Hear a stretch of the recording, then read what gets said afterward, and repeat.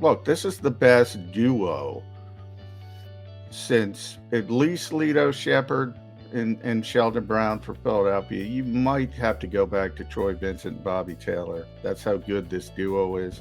And then when you throw in the nickel corner, this is this might be the best group the Eagles have had, certainly in the modern era. It definitely is in the modern era. Since football has changed and become the passing first game, it's the best group of cornerbacks they've ever had, period.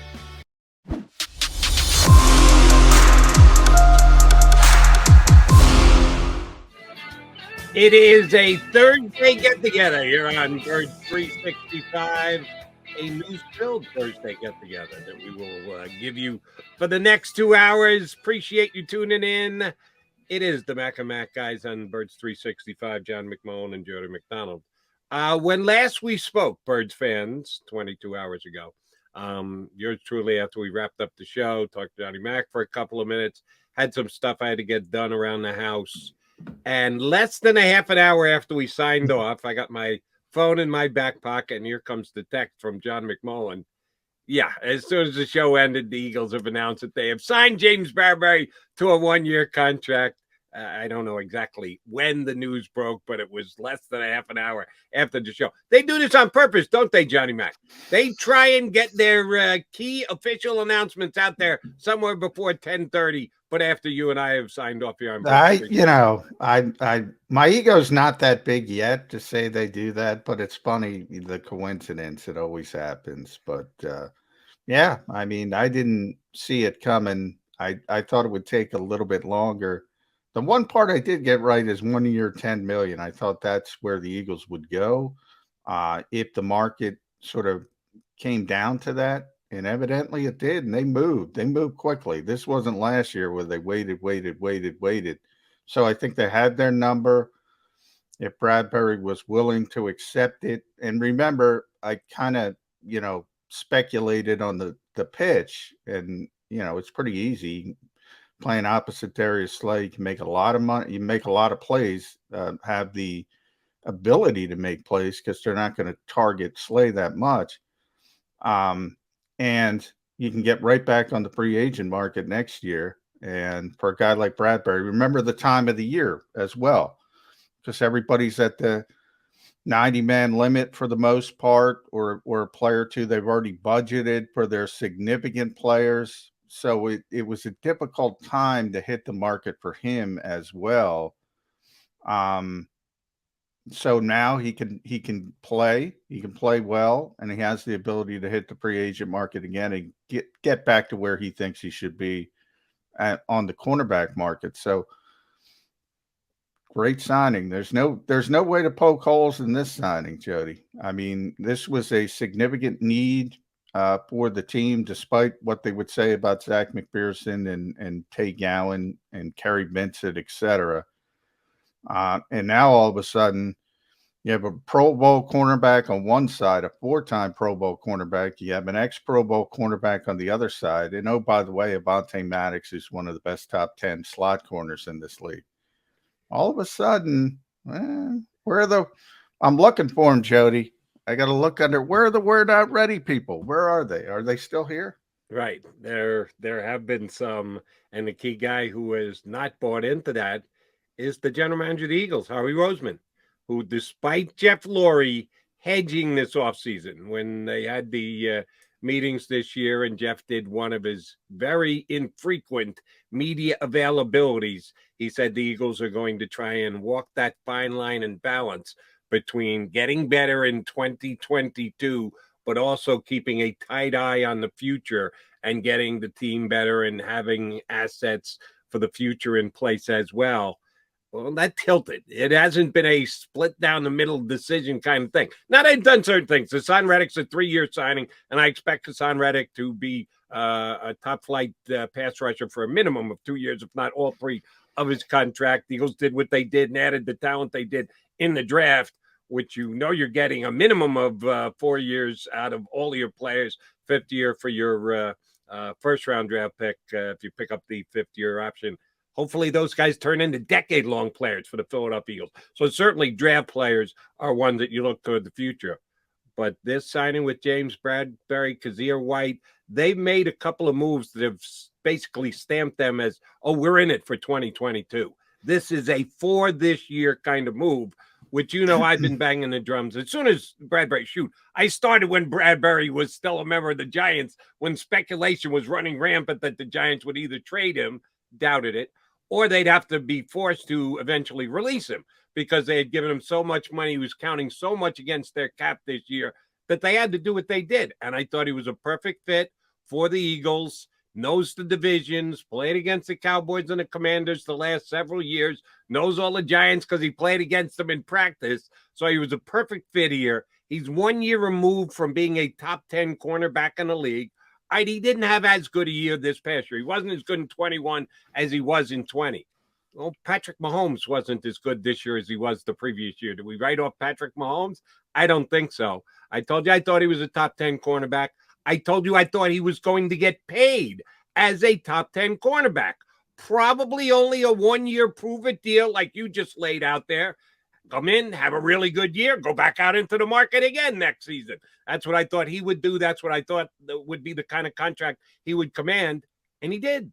7.5 that can go to $10 million. He got market value. Now, a lot of Eagle media guys were saying, well, they'll wait. And if he comes down below market value, then Howie Roseman might be ready to pounce. Oh, no, Howie was ready to go to market value. Didn't blatantly overpay him, didn't give him a 3-year deal with money counting down the road into the cap. No, 1 year deal that they could afford. No announcements on whether they had to move money from other people's contracts to open up a little space. Supposedly they had $10 million. This will be a signing bonus type deal where they'll be able to bring it down a little bit under the market. If it's incentives of $2.5 million to get it to 10, those incentives probably won't be ones that will count against their cap. I think they're now dancing right up against the cap. I think this is probably their last big move of the offseason, but I think it's an outstanding one. You kind of referred to it between Big Play Slay, James Bradberry, and Avonte Maddox, and most teams in the league now have 3 cornerbacks on the field for what, about 80% of the time that you got 3 cornerbacks? 60% of the time. So Is that all? Yeah, significant portion. I mean, maybe if you're that good, maybe it becomes more, but I think it has more to do with run support. At times you have to have the extra linebacker on the field, but yeah, I mean, yeah, one of my pet peeves is what's your base defense? 4-3-3-4. Nobody's base defense is 4. Base defense is nickel now. Right. Because they're on 3 cornerbacks. Exactly right. They're on the field more than anybody else, the third corner. Now, at times, obviously, you can't, especially against certain teams. They're playing, and Avonte Maddox talked about this a little bit yesterday. If they're playing 21, our buddy Mike K asked him a question, a football-centric question about 21 or 12, and he said, well, I'm probably not going to be on the field, because you got to take them off, especially if there's a fullback on the field, which is rare in today's NFL. But yeah, then obviously they have to come off. But yeah, I mean, look, this is the best duo since at least Lito Shepherd and Sheldon Brown for Philadelphia. You might have to go back to Troy Vincent and Bobby Taylor. That's how good this duo is. And then when you throw in the nickel corner, this might be the best group the Eagles have had, certainly in the modern era. It definitely is in the modern era. Since football has changed and become the passing first game, it's the best group of cornerbacks they've ever had, period. Agree wholeheartedly, and Bradberry is a key piece. I think he's probably the final piece. Can they attempt to pull a trade to get someone to upgrade their other starting safety position? We've been talking about this for the better part of a month now. Is Marcus Epps ready to become a full-time player? He was a really solid rotational player last year. As of right now, he looks like he's going to be a full-time starter. I thought it was much more important that they get an upgraded cornerback than at safety. if they got to go with Epsy, I think I can probably live with Epsy. And he was one of the guys that got a chance to speak to the media yesterday. So I'll get your take on that in a second. But I thought that the corner was more important than the safety as far as an addition went. And they got a guy, and they didn't have to give up any draft capital to do it. All they had to give up was cap space. And he seemed to want to come here. I saw our buddy Johnny Clark got him at the airport. That's Mr. Takeoff, John Clark.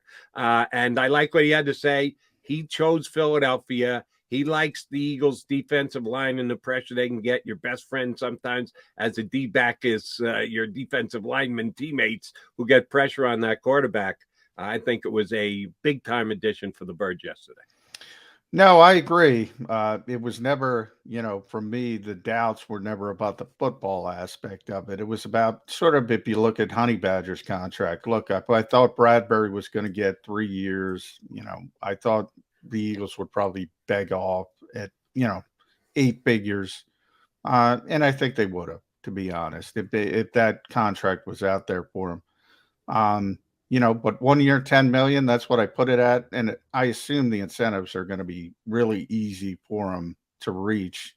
And basically my guess is they'll just be, if he's playing, he's getting 10 million. So if he doesn't get hurt, he's probably going to get that full 10 million.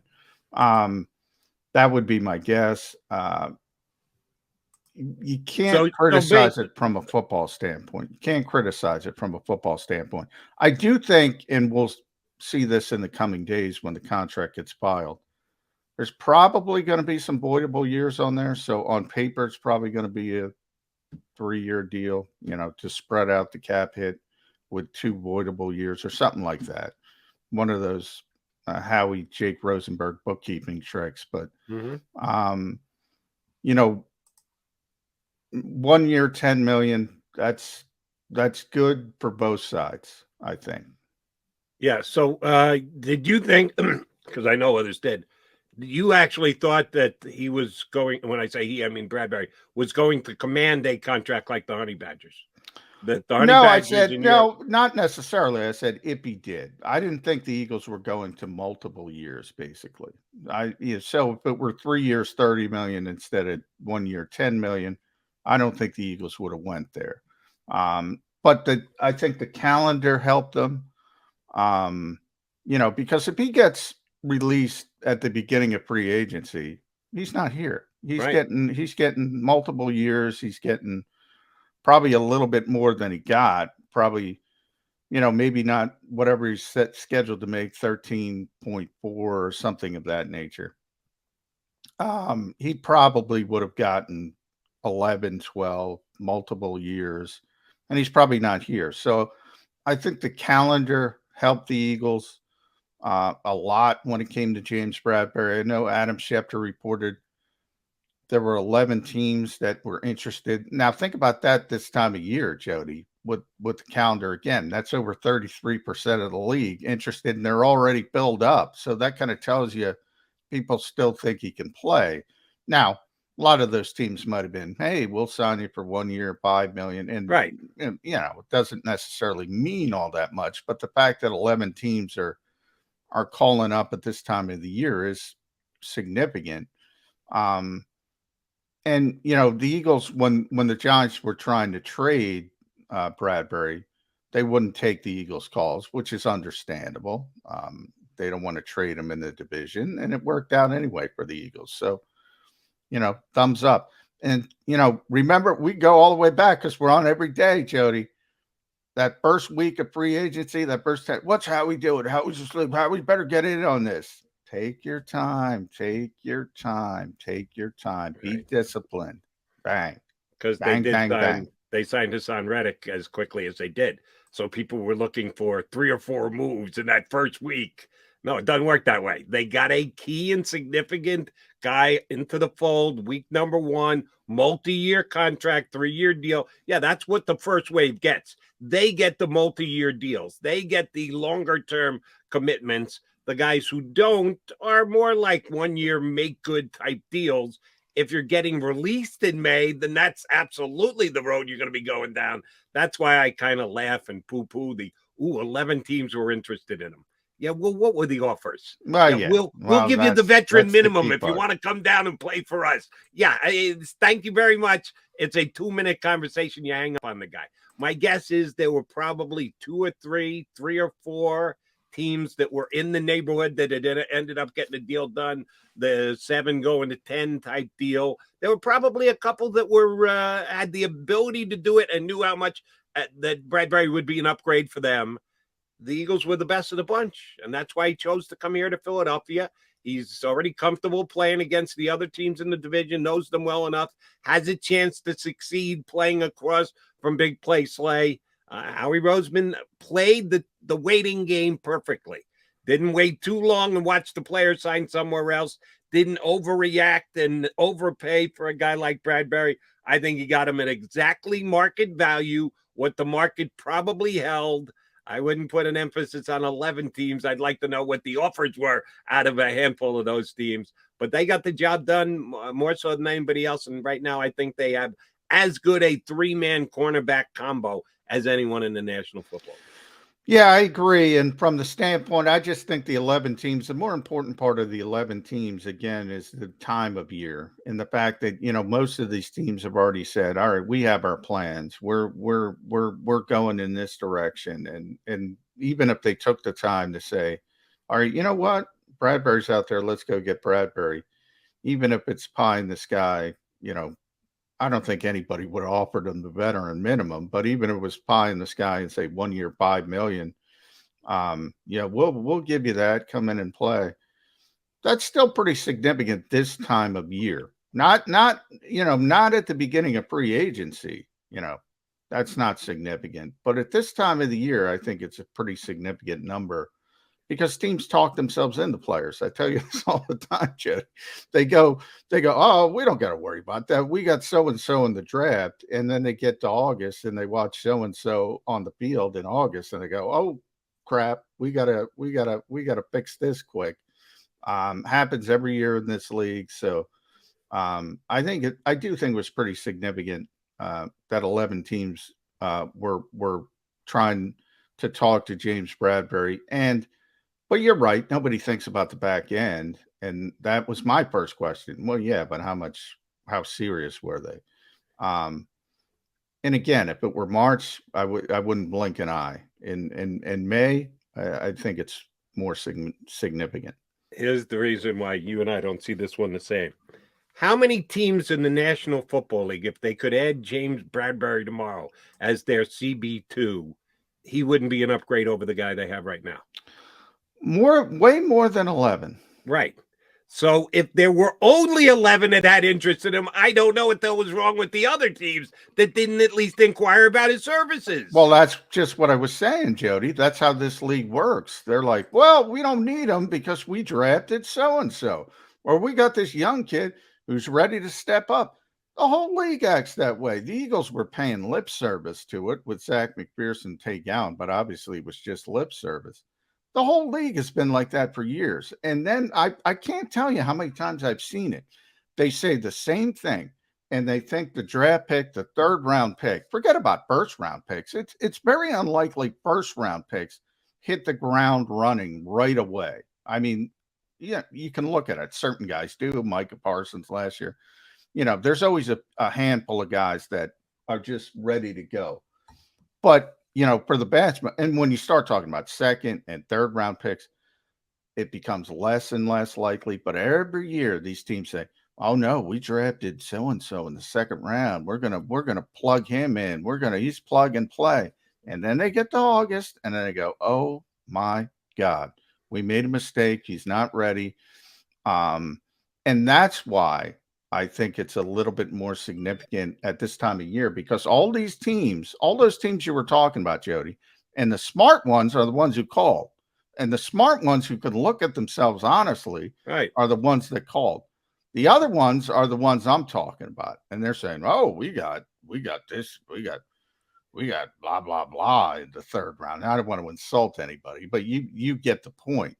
Odds in the history of the NFL, they might be good players in a year or 2 or 3, But odds are they're going to struggle mightily. One of my favorite sayings ever that I say all the time from Jim Schwartz: start up costs with young players. And everybody forgets it. Everybody forgets it. The Eagles do not have to worry about that because the only startup cost is going to be plugging James Bradberry in across from Big Play Slay, and that gives the Eagles bookend corners. Is going to put pressure on one guy in the organization, though. That would be Jim Schwartz's predecessor, Jonathan Gannon. When we had questions about Gannon last year, we tried to be fair and honest and say, yeah, but does he have the weapons necessary? Harry Roseman has gone out and given him more weapons, given him more talent on the defense. We'll talk about that extensively over the course of the show today. Coming up next year on Birds 365, Hunter Brody from 97.5 The Fanatic, scheduled to join us. We'll chop it up with Hunter next on Birds 365.